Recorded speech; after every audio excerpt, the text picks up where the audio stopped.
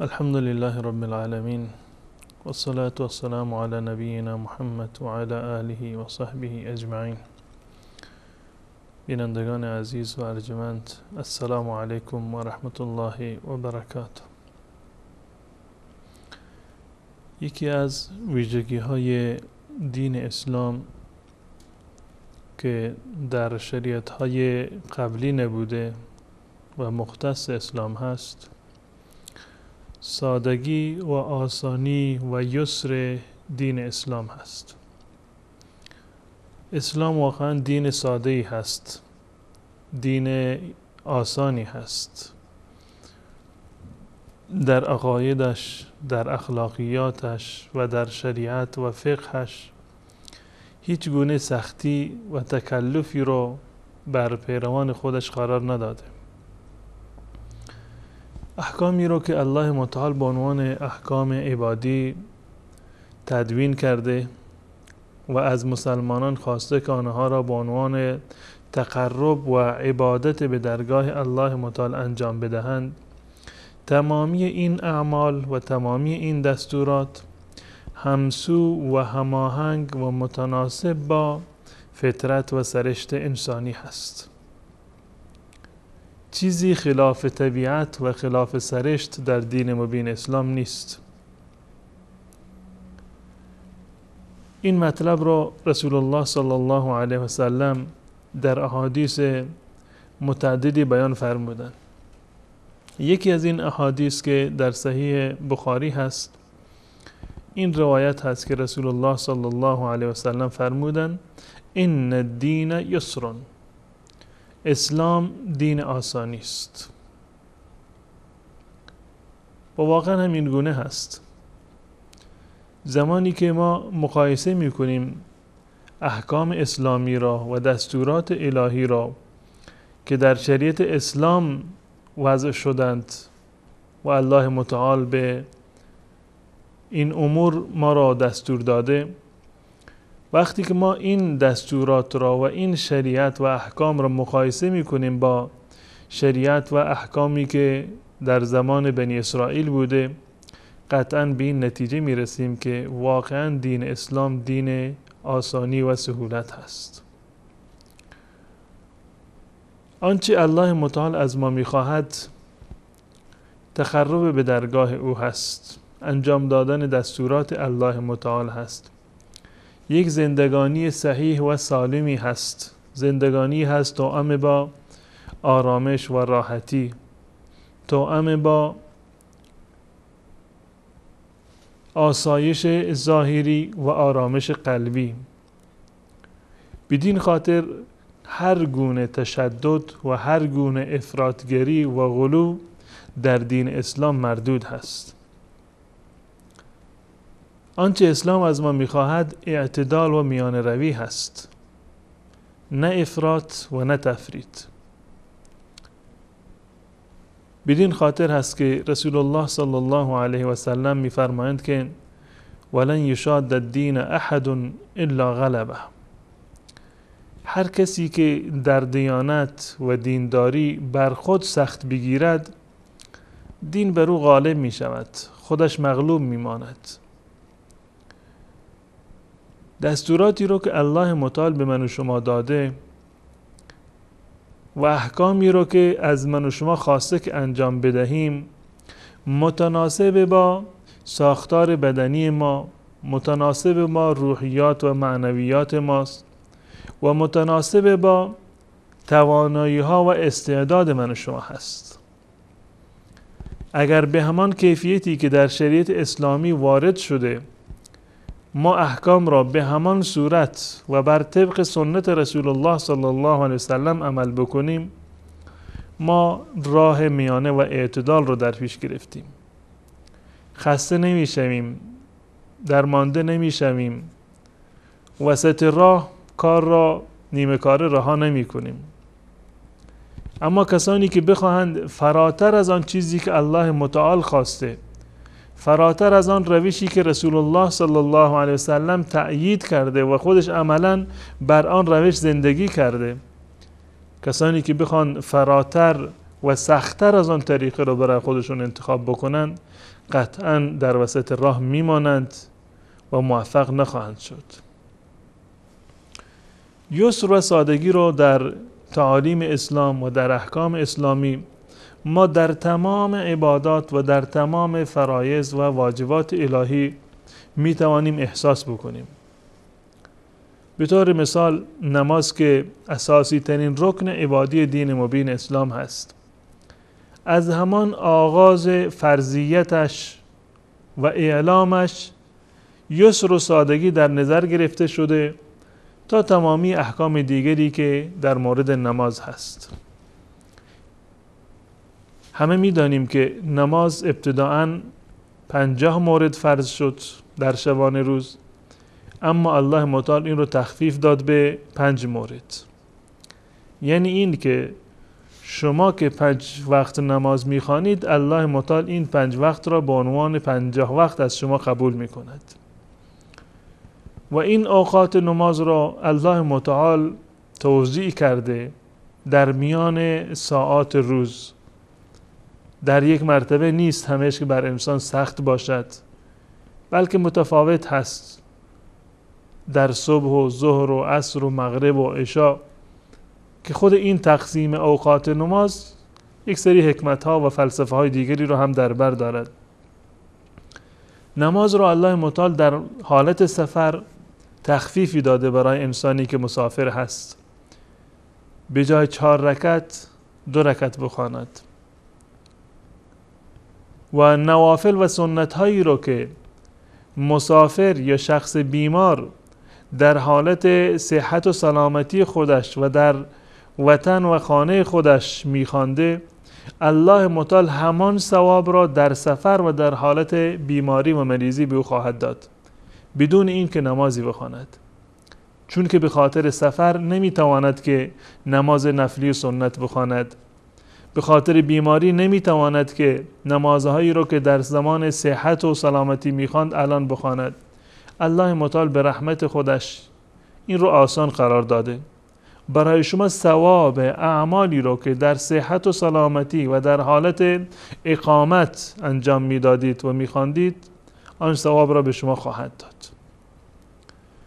و همچنین در هنگام سفر یا اینکه انسان کار ضروری رو داشته باشد، گرفتاری پیش بیاید، جایز هست که انسان 2 نماز را در یک وقت بخواند. نماز ظهر و عصر را با هم بخواند و نماز مغرب و عشا را با هم. زنی که در حالت عادت ماهیانه هست معاف هست از نماز خواندن، نه فعلا نماز بخواند و نه قضایی بر اون هست. اگر کسی نمیتواند ایستاده نماز بخواند بنشیند، نشسته نمیتواند دراز بکشد، نمیتواند رکوع و سجود را انجام بدهد اشاره بکند. اگر کسی قبله را دقیقا نمیتواند تحری بکند، تخمین بزند و به هر طرفی که به ذهنش آمد نماز بخواند. اگر توانست و میسر بود وضو بگیرد، اگر نتوانست وضو بگیرد مشکل بود برایش تیمم بکند. اینا تمام نشانه یسر و آسانی هست که الله متعال در دین مبین اسلام و در برترین فریضه الهی که نماز هست قرار داده. در مورد زکات هم وقتی که ما نگاه میکنیم، الله متعال این یسر و سادگی رو در احکام زکات هم مد نظر داشته. تمامی اموالی که ما داریم همه زکات ندارند. زکات فقط بر چند قلم از اموال ما فرض هست، تمامی اموال زکاتی ندارند. زکات فقط در سال 1 مرتبه هست و نصاب و یک سقف مشخصی دارد، بگونه‌ای که اگر اموال شما به این سقف و به این مرحله رسید باید زکات بدهید، کمتر از آن زکاتی رو ندارد.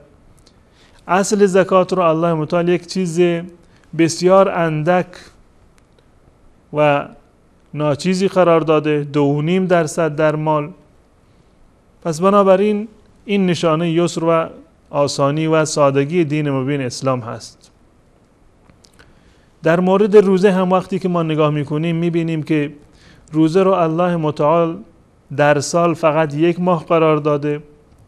روزه وصال را که شما 2 روز را پشت سر هم روزه بگیرید بدون آنکه افطار بکنید در شریعت اسلامی حرام هست، ناجایز هست.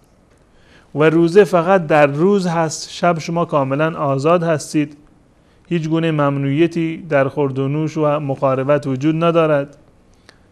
انسانی که مسافر هست و بیمار هست یا فردی که سال خورده هست و کهولت سن دارد می توانند که روزه نگیرند، از روزه معاف هستند.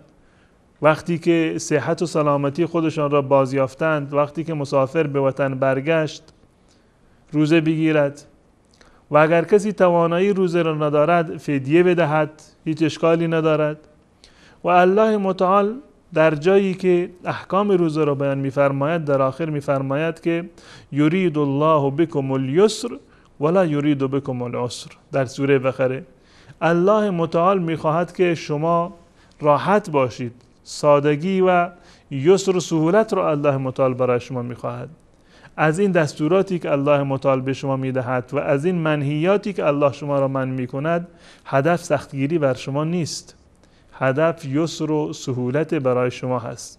پس بنابراین در تمامی احکام شرعی وقتی که ما نیک نگاه میکنیم و تعمق میکنیم به این نتیجه میرسیم که واقعا اسلام دین آسانی هست.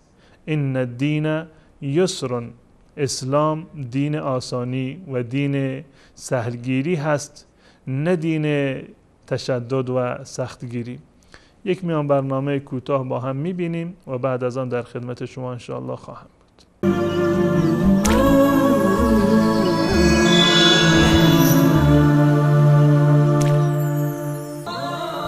وما أرسلناك إلا كافة للناس بشيرا ونذيرا ولكن أكثر الناس لا يعلمون. و ما تو را به سوی همه مردمان فرستاده ایم تا مژده رسان و بیم دهنده باشی، ولی بیشتر مردم نمیدانند. آری خواهر و برادر گرانقدر، اسلام دین آسانی هست،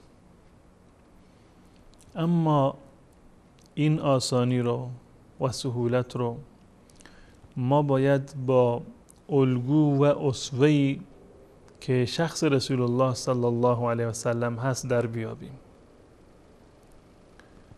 اگر می‌خواهیم که یسر اسلام را، سادگی و سهولت اسلام را در بیابیم و احساس بکنیم، برگردیم به زندگانی رسول الله صلی الله علیه و سلم.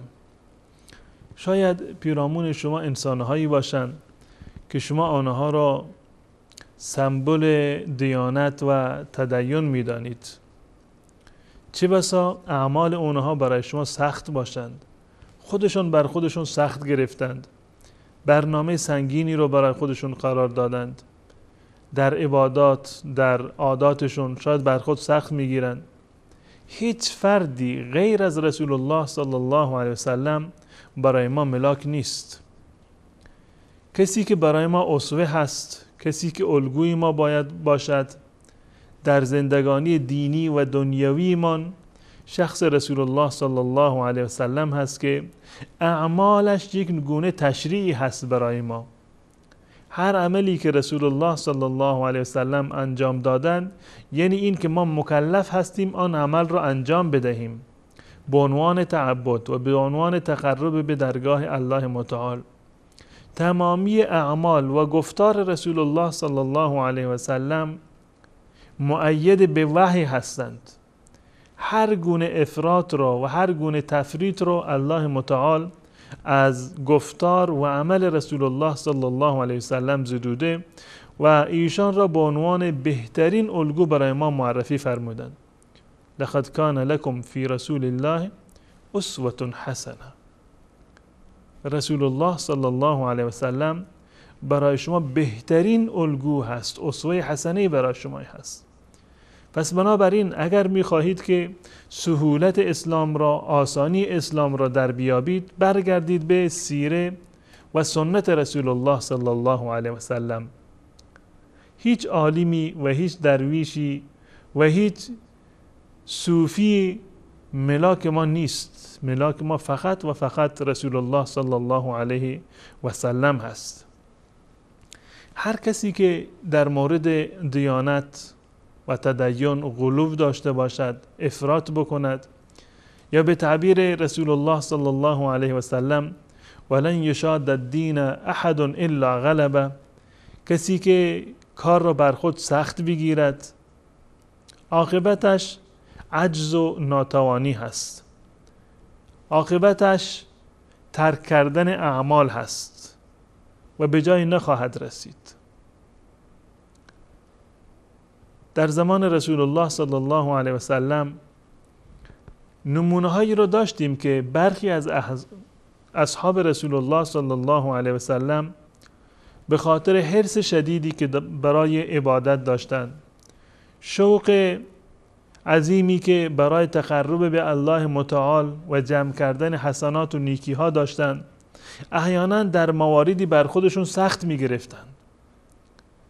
سعی می کردند که بر نفس خودشون سخت بگیرند، برنامه سنگینی رو می خواستند پیاده بکنند، اما از جانب رسول الله صلی الله علیه وسلم تمامی افراطها و تمامی تفریطها و تمامی تشددها و تعدیها و تجاوز از شریعت رو رسول الله صلی الله علیه وسلم اصلاح کردند و ما رو منع فرمودند که دچار این انحرافات بشویم. به عنوان مثال چند نفر آمدند در محضر رسول الله صلی الله علیه وسلم در خانه ایشان که خودشون حضور نداشتند. از خانواده ایشان، از ام المؤمنین عایشه رضی الله تعالی عنها، در مورد عبادت رسول الله صلی الله علیه وسلم استفساراتی نمودند. حضرت عایشه رضی الله تعالی عنها آنچه را میدانست از واقعیت زندگانی رسول الله صلی الله علیه وسلم و عبادتی که در منزل داشتند برایشون بیان کرد. گفتند بیرون از منزل را، در مسجد را، عبادت رسول الله را شما خودتان میبینید چه اندازه نماز میخواند. در منزل هم توضیح دادند که عبادت رسول الله صلی الله علیه وسلم این گونه هست. این چند نفر از اصحاب رسول الله صلی الله علیه وسلم گمان کردند که عبادت رسول الله صلی الله علیه وسلم زیاد نیست و این رو این گونه توجیه کردند که رسول الله صلی الله علیه وسلم گناهانش معاف شده. الله متعال در قرآن کریم اعلام کرده که من گناهان گذشته و آینده تو را بخشیدم و معاف کردم. اما ما نیاز به عبادت دیگر اضافه داریم. ما نیاز به تلاش و کوشش مضاعفی داریم تا این که در دنیا و آخرت سرفراز و سربلند باشیم. این افراد پیش خودشون هر کسی یک نذری کردند، یک تصمیم می گرفتند. یکی گفت که من تا زنده هستم همیشه روزه می گیرم. دیگری گفت من تا زنده هستم شبها نمی خوابم، تا فجر من عبادت می کنم و نماز سحر و قیام لیل می خونم. یکی دیگر گفت که من اصلا ازدواج نمی کنم و تمام وقتم را می گذارم برای عبادت و تقرب به درگاه الله متعال. رسول الله صلی الله علیه و سلم وقتی که از این جریان اطلاع پیدا کردند، آمدن در مسجد بر بالای منبر خطبه ایراد فرمودند و در ضمن سخنانشون این جمله رو گفتند که اما والله انی لاخشاکم لله و اتقاکم له، سوگند به الله که من از همه شما خوف و خشیت بیشتری از پروردگار دارم. از تمام شما من پارساتر و متقیتر هستم. لکنی اصوم و افطر و اصلی و ارقد و اتزوج النساء، اما با وجود این همه تقوا و خشیت و پارسایی که من دارم، هم روزه میگیرم، هم روزه هایی رو افطار میکنم و روزه نمیگیرم. شبها هم نماز میخونم، پاسی از شب رو و پاسی دیگر رو میخوابم و استراحت میکنم. ازدواج هم میکنم. این گونه نیست که از زنها کاملا دوری بکنم به بهانه عبادت الله متعال. من که از همه شما بیشتر از الله میترسم، متقی‌تر هستم، پارساتر هستم. این هست روش زندگی من، این هست سنت من. فمن رغب عن سنتی فلیس منی. هر کسی که از سنت من تجاوز و تعدی بکند، هر کسی که به سنت و سیره و روش من بی رغبت و بی تمایل باشد، از من نیست. پس بنابراین اگر ما میخواهیم که یسر و سادگی اسلام را بفهمیم، برگردیم به سیره رسول الله صلی الله علیه وسلم. هر گونه تعدی و تجاوز و هر گونه افراطگری و غلو در دین مبین اسلام مردود هست، زیرا که این دین یسرون، اسلام دین سادگی و آسانی هست. الله متعال به ما دستور داده که در حد توان خود ما عمل بکنیم، آنچه را در توان داریم بدون از اینکه خودمان را به مشقت مضاعفی بیاندازیم عمل بکنیم. فاتقوا الله ما استطعتم، تا جایی که توان دارید، تا جایی که برای شما میسر هست، از الله متعال پروا بدارید و تقوا را پیشه بکنید. و رسول الله صلی الله علیه وسلم هم همین توصیه را به ما فرمودند: اذا امرتکم بامر فأتوا منه ما استطعتم. وقتی که من به شما دستور دادم که کاری رو انجام بدهید، به اندازه‌ای که میتوانید دستور من را اجرا بکنید.